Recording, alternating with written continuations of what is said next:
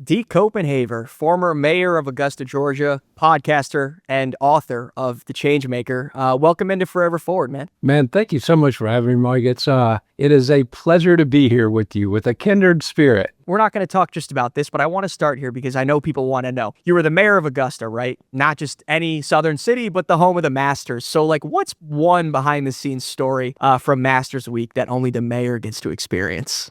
There are so many, but I'll tell you a good story I've got. I had taken my father-in-law out there with me, and so I got special parking, but I dropped him off at the clubhouse. And so I was about to pull in, and I noticed that Tiger Woods was standing there, and he didn't have an entourage around him. So I asked the guard, I'm like, hey, you mind if I tell him, welcome back to Augusta? He's like, no, sure. So I went and shook his hand. I'm like, hey, Tiger, I'm Deke Copenhaver. I'm the mayor of Augusta. I just want to say welcome back and have a great tournament. So after I parked and I'm walking in, the guard grabs me and he's like, man, you just put the biggest smile on his face. Oh, man. I'm like, wow, I put a smile on Tiger's face. But there are a lot of them. We had the Mayor's Masters reception on Monday nights of the Masters where we honored a past champion. Yeah. So I worked the tournament growing up. And so these guys that I'd idolized as a kid, Tom Watson or, just all these guys, Ben Crenshaw, Gary Player, getting to honor these guys that I grew up idolizing. So I guess it's safe to say you've met a lot of golfers that maybe I watched on tour growing up, just coming through Augusta. I mean, I know Augusta's like the golf capital of the states, but what a cool opportunity. No, it really was, and it's fun to be mayor of Augusta during Masters Week. I'll say that. It's just, it's a lot of work, but it's a lot of fun too. And I never saw myself as a politician. The fan side of it, having grown up working the tournament, for me, it was always the pinch myself moment going, man, how did I get here? Yeah, exactly. Exactly. Well, in addition to having been the mayor of Augusta, you're also a podcaster. You're also an author. I've read through your book. I think it's tremendous. Can you just talk a little bit about The Changemaker and I guess some of the principles in that book about leadership? I want to talk a lot about leadership today. Yeah, no, I definitely can. And it's funny, I'll tell you, Mike, after the book came out in 2019, but then I spoke at UTEP to their Student Engagement and Leadership Center at University of Texas, El Paso in the spring of 2020. I'm like, man, I'm on college campuses. I'm going to be every place. Yeah. And then this little thing called COVID hit.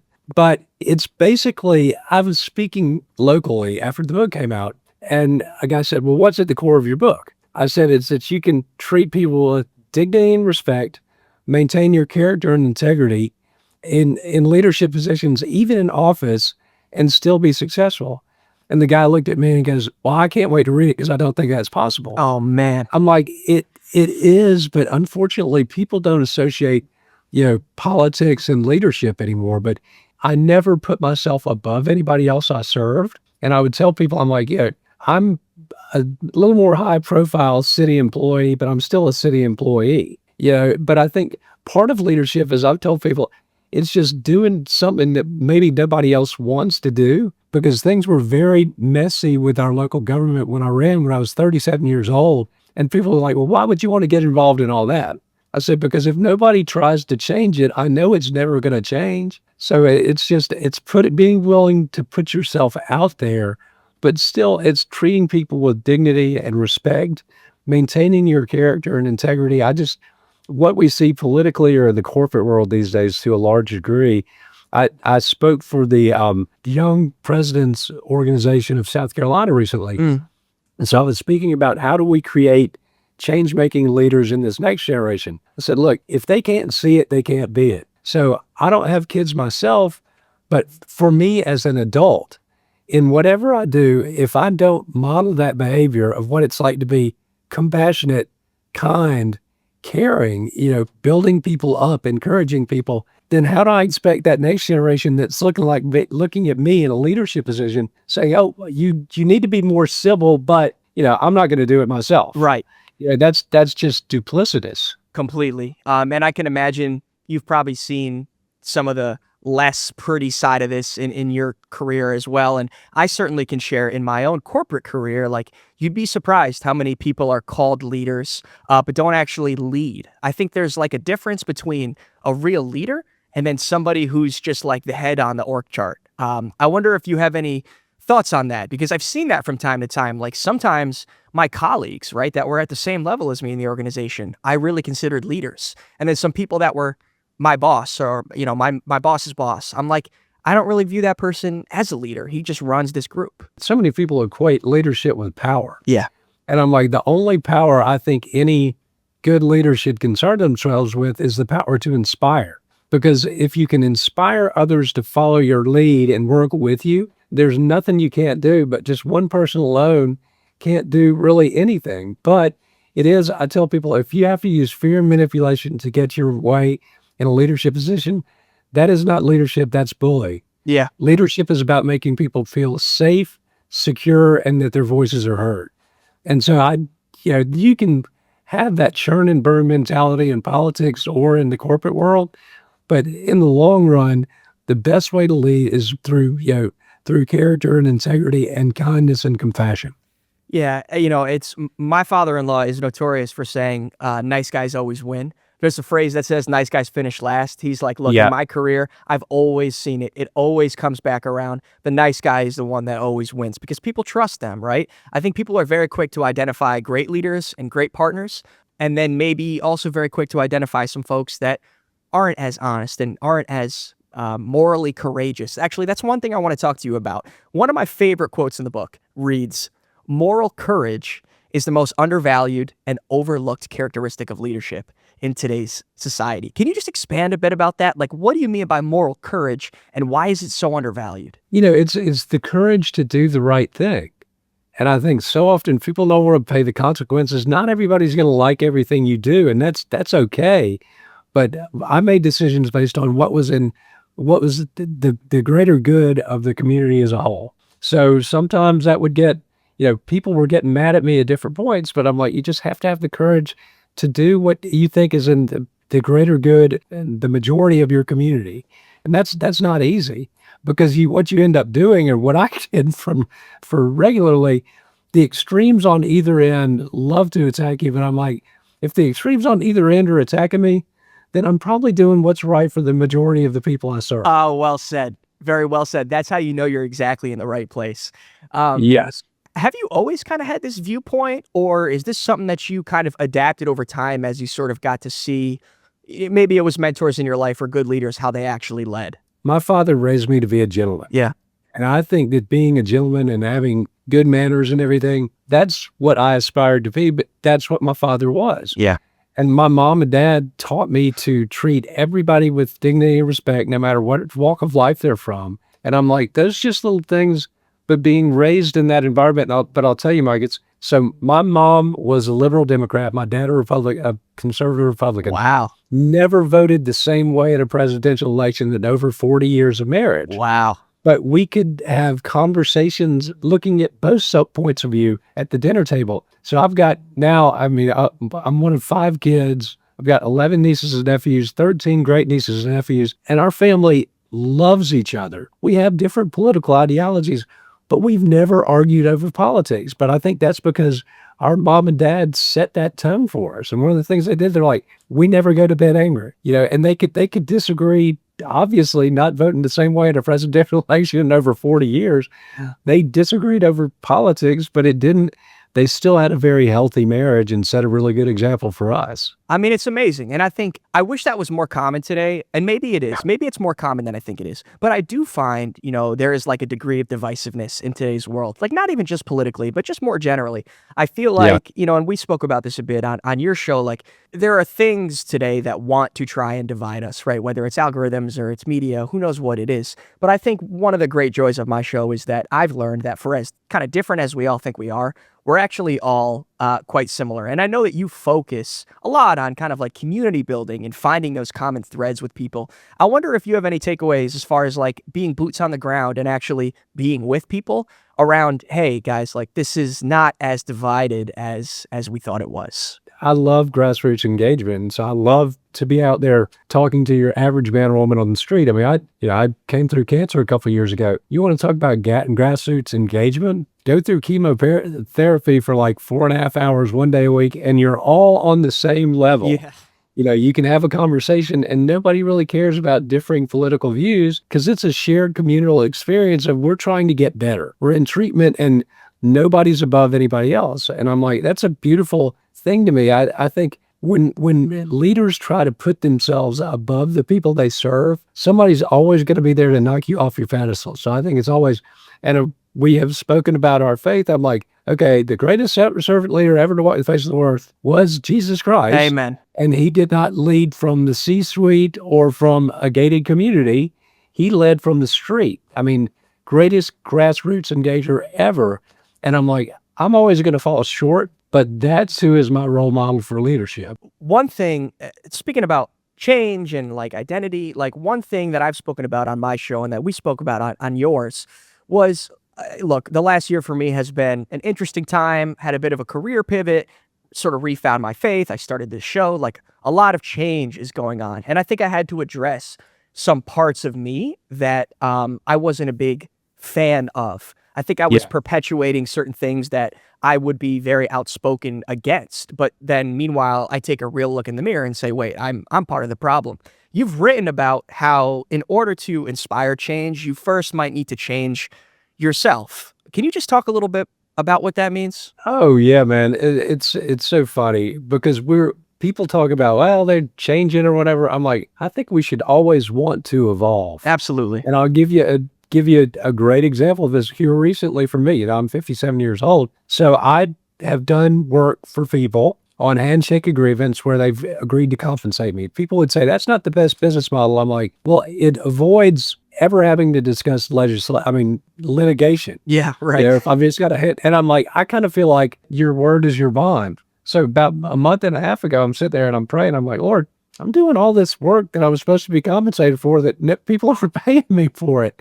And it was almost like God said, look, I got you through 9 years in office unscathed. I brought you through cancer. You've never wanted for anything. You've never gone without. Just do the work. And so I'm like, okay, well, now every day I'm going to wake up and I'm like, I will seek your kingdom first and I will seek ways to build your kingdom on earth. And I believe that this is a platform, your podcast, my podcast, are platforms to do that, And so, but I remember it wasn't that way at first. At first, I'm like, I can't believe somebody would agree to pay me and not pay me. And Oh, I of was course. would get mad, but I'm like, but in growing, through my faith in the past couple of years, I'm like, that is on them. It's not on me.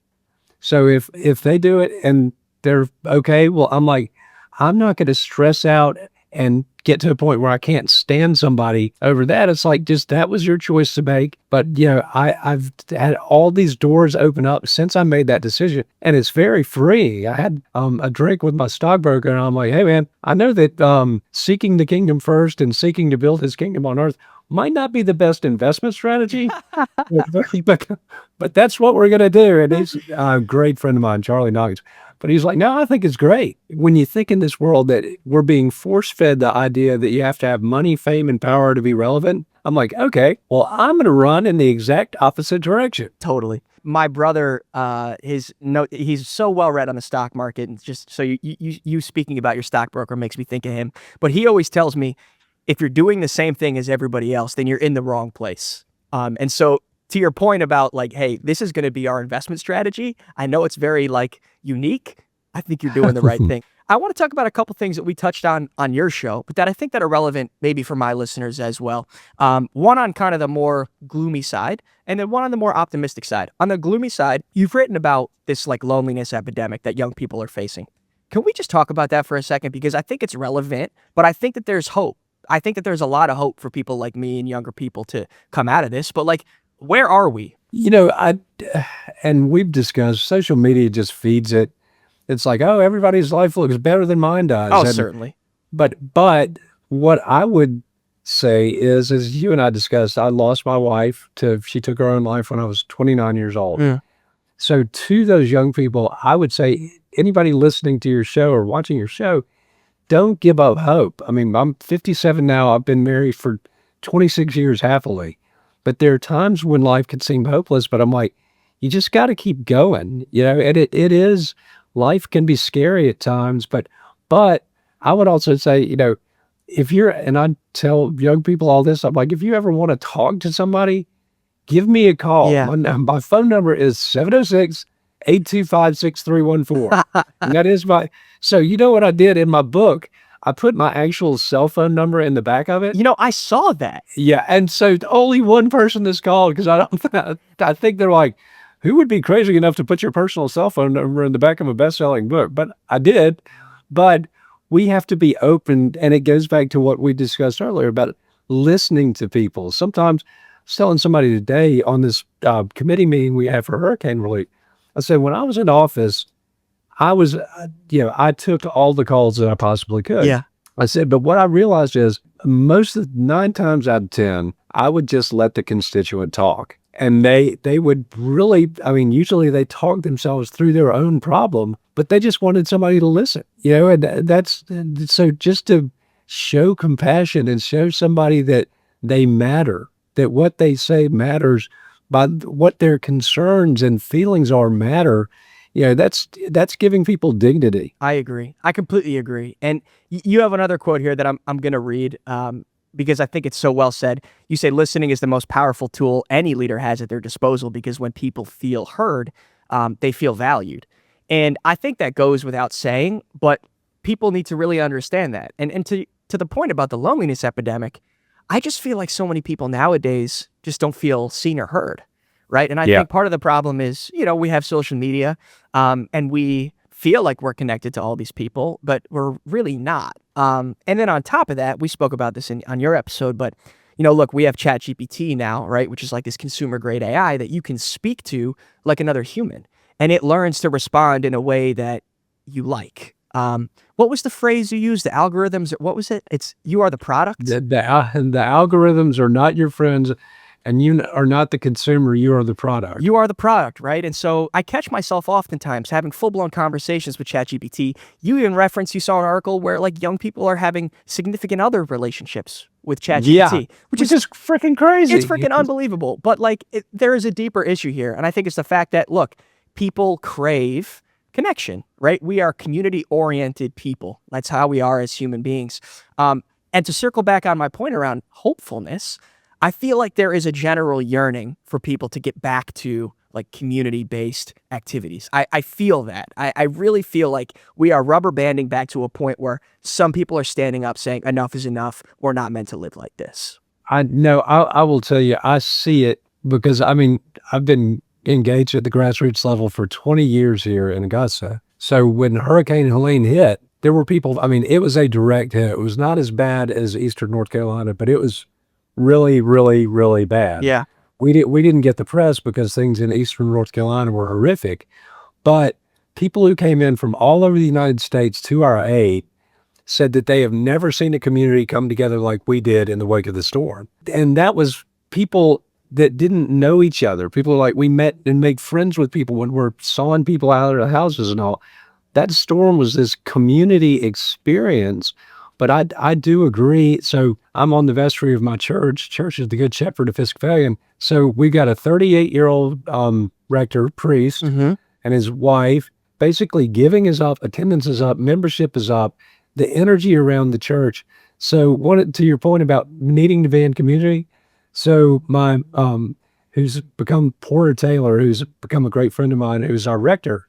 His wife is big into mahjong. Okay. So we've started having mahjong at our church. So it's like 130 people from all walks of life, at different age ranges. But there is this great energy at our church. And he's like, but people can feel it all around the community. I think you just saw it. I mean, that power and community was on display in the wake of that hurricane. But my job is to make sure that spirit does not go away, just continue to amp it up. For us young people today, right, that are the next generation of this world's leaders, let's just say, how can we become better leaders in our own lives? And are there ways that we can start today? There are, and it's, taking a leap of faith, because I will tell you, I know that leadership is scary. Oh, yeah. And, if you're going to do something different, it's like I just was telling somebody earlier today, I'm like, if you're leading and somebody doesn't tell you you're crazy, you're not doing it right. So when I first said I was going to run for mayor, people are like, oh my gosh, why would you want to do all that? But it's the same thing. And I think sometimes younger people are discouraged from leading or taking risks by their own family members and people who love them, not because they don't have confidence that you could probably do it, but they're trying to save you from being hurt. Agree. So I think be polite with the people that say, "Yeah, you might want to not do that," but yet step out in faith. Just get. I tell kids, I'm like, if you see trash in your neighborhood, organize a group of kids to go pick up the trash. And you know what? That's leadership. Leadership knows, is not any age by definition. You're never too old or too young to lead. We need more people saying that today, right? And I'm not going to sit here and say that I'm a great leader, but what I do know is that the greatest leaders that I've had in my personal life and in my professional life are ones that always took initiative to help me out and always didn't exactly tell me what to do, but made me feel like they knew me well enough to trust me with the thing they needed me to do, or they believed in me enough that I could do something. And I think it sometimes goes without saying, but like I want to say it here. I think the greatest leaders aren't the ones that show you how to do something. They show you that you have the capability within yourself to get it done. Totally, totally agree. And that's, I've made so many mistakes in my life, Yeah. and I'm like, I've learned, but so just for mentoring your generation, it's like, I don't need to tell you how to do it, but I can tell you some missteps you might not want to make, Right. because I've made them all for you. I love that. And I guess one of the funny things about me starting to, I guess you could say, grow up, right? In a lot of ways, I still feel like a kid. And in some ways, I feel like an adult. I'm 28 years old. You sort of, as you get older, you start to learn that the adults that you thought knew everything don't know everything, and they failed just the same way you failed. And I think that's a great lesson to anybody that's like an aspiring leader as a young person. Like, you may be just as equipped to lead as somebody who's 20 years older than you. They may have a little more wisdom, but who's to say that you can't learn the same way? I think that's a nice message. No, and that's to me, it should be cross-generational. Yeah. I had great mentors growing up and even, I mean, throughout my time in office, but there's no pride of authorship. I think for good leaders, you want to share lessons learned. You don't want to try to hoard it and say, well, this was what made me successful, and I don't want to share that with anybody. That's a scarcity mindset, which I think is really bad in the world right now, that it's like, well, there's not enough to go around. If somebody gets something, they're taking something away from me. I'm like, no, there's enough love and compassion in the world. There's enough food in the world to feed everybody if we would just share, but that sharing love and affection, compassion, I think that's a large part of leadership. And I think it's really, really cool to be loving, compassionate, and kind. Yes. So I've got a great nephew that I told recently. I'm like, okay, his name is Smoke. Like, It's a pretty okay, cool Smoke. name, by the way. Yeah. So I'm like, Smoke, okay, being good is one thing. But sometimes if you're trying to be good, you're trying to be good to get something. Being kind is totally different. Being kind, you're just doing out of the goodness of your heart, to make somebody's life a little easier. So I'm like, just think about that. Are you being good because you want something, or are you being kind because you just want to make somebody's day better? I see exactly what you're saying. I just want to touch before I ask you my final question on that kind of like abundance mindset you said. I really thought because I've had the great pleasure of meeting some very successful people like yourself through this show. And my thought before I met these people was like, man, it's going to be so hard to get people to do an interview and they're not going to want to talk and their time is so scarce. What I found is actually quite the opposite. Folks that have found Yeah. success, whether monetarily or just like through influence or in the church, often are the ones that are most willing to share what they've learned and how they've learned it. I've just found like there is this gross misconception out there that people don't want to help you. People do want to help you, generally speaking. No, it's so funny. I interviewed a girl for a job not too long ago. I mean, a couple years back, but she's like, I've never been so nervous in all my life. I'm like, what do you, I'm like, who do you think I am? I'm like, I'm just a regular dude. Yeah. Yeah. Look, you're a regular dude who's definitely held some cool jobs, no doubt, and had some cool experiences. But I'll give you that. I'll give you that. one of the things I really admire most is your humility, and it's been a pleasure to get to know you. And one of the, I guess, my final question for you is, you asked me a lovely question at the end of our episode about what brings me joy. I'm going to ask you a similar but different question around, look, someday you won't be here and I won't be here and we'll all be gone. But if you had to think about like the legacy you leave behind, the way people remember you, How would you want somebody to describe you in a few sentences? Other people define your legacies, but I will say that I focused, my adult life on building a sea of goodwill. Yeah. And so when I was diagnosed with cancer, yeah, I signed up for our local cancer walk. We set as a goal $10,000. In 3 weeks, we raised $53,000 Oh my gosh. because people were able to rally around because that sea of goodwill is still in place. So I'm like, leading with compassion and kindness, that's sustainable. That's going to be around. The people that we focus on bringing together on these shows or wherever, that'll be around after we're gone. True. And I'm like, if somebody considers me to be a builder, a healer, a peacemaker, that I somehow made their life a little bit easier or better along the way, that's enough. Wow. Well, I've heard a lot of different answers. That certainly might be one of the best. I appreciate your time. It's been a great pleasure to get to know you. Keep doing what you're doing. We need more. We need more of you in the world. And more of you, but we will continue the dialogue, man. We will. Thank you.